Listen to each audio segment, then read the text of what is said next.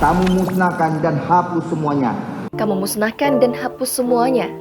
Reaksi Ferdi Sambo kaget 4 anak buahnya mengetahui Brigadir J masih hidup. Dalam rekaman CCTV, tampak Yosua berjalan dari pintu depan rumah menuju pintu samping melalui taman rumah dinas Sambo. Ini membuat AKBP Arif Rahman Arifin terkejut.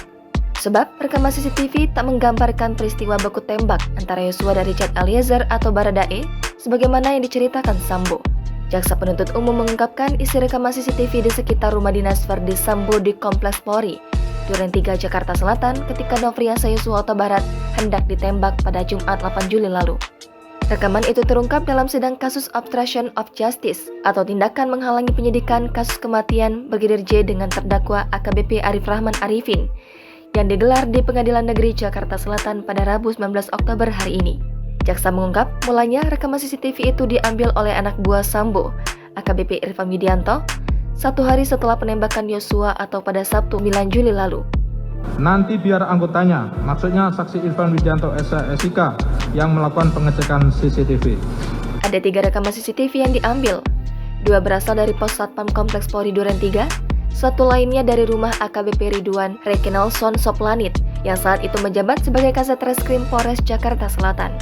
Rekaman tersebut kemudian diserahkan ke anak buah Sambo yang lain, Kompol Cuk Putranto. Singkat cerita, Sambo memerintahkan Cuk untuk menyalin dan melihat isinya. Menuruti perintah Sambo, Cuk meminta rekannya Kompol Baikuni Wibowo menyalin rekaman CCTV tersebut. Setelah disalin pada Rabu 13 Juli, Cuk bersama-sama Baikuni, AKBP Arif Rahman Arifin, dan AKBP Ridwan Rekinalson Soplanit melihat rekaman CCTV. Saat melihat rekaman antara menit 17.07 sampai 17.11 waktu Indonesia Barat, tampak Brigadir Yosua masih hidup. Dalam rekaman CCTV, tampak Yosua berjalan dari pintu depan rumah menuju pintu samping melalui taman rumah dinas Sambo. "Bang, ini Yosua masih hidup," kata jaksa menirukan ucapan Cuk. Lalu Baikuni Wibowo memutar ulang antara menit 17.07 waktu Indonesia Barat sampai 17.11 waktu Indonesia Barat dan melihat ternyata benar bahwa Nofriansah Yosua Huta Barat sedang memakai baju putih dan berjalan dari pintu depan rumah menuju pintu samping melalui taman rumah dinas Ferdi Sambo. Ini membuat AKBP Arif terkejut, sebab rekaman CCTV tak menggambarkan peristiwa baku tembak antara Yosua dan Richard Eliezer sebagaimana yang diceritakan Sambo. Arif seketika menghubungi Brigjen Hendra Kurniawan yang saat itu masih menjabat sebagai Kepala Biro Pengamanan Internal Divisi Propam Polri, sekaligus bagian dari tim khusus yang menangani kasus kematian Yosua. Kepada Hendra, Arif menyampaikan apa yang dia lihat di rekaman CCTV.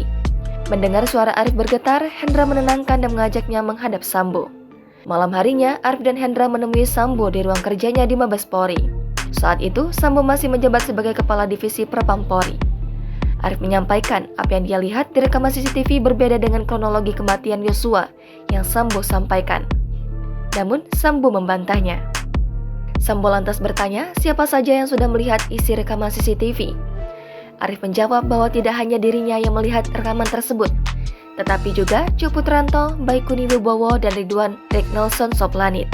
Sambo pun mewanti-wanti Arif agar jangan sampai rekaman CCTV itu tersebar.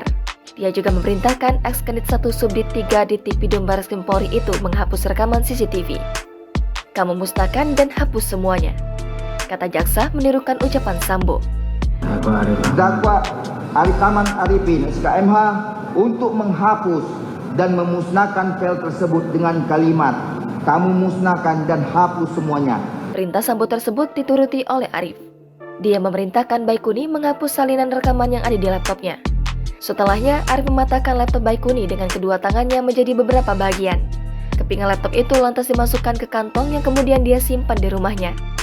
Lalu merusak dan menghancurkan salinan rekam CCTV pada laptop merek Microsoft Surface yang mengakibatkan terganggunya sistem elektronik dan atau mengakibatkan sistem elektronik menjadi tidak bekerja sebagaimana mestinya. Adapun perkara obstruction of justice atau merintangi penyidikan kasus kematian Brigadir J ini menyeret 7 orang anggota Polri. Di antaranya, Ferdi Sambo yang belakangan sudah dipecat sebagai Kadif Propam. Lalu, 6 orang lainnya yakni Brigjen Hendra Kurniawan, Kombes Agus Nurpatria, AKBP Arif Rahman Arifin, Kompol Baikuni Wibowo, Kompol Cuk Putranto, dan AKP Irfan Widianto. Jangan lupa subscribe, share, komen, dan like ya.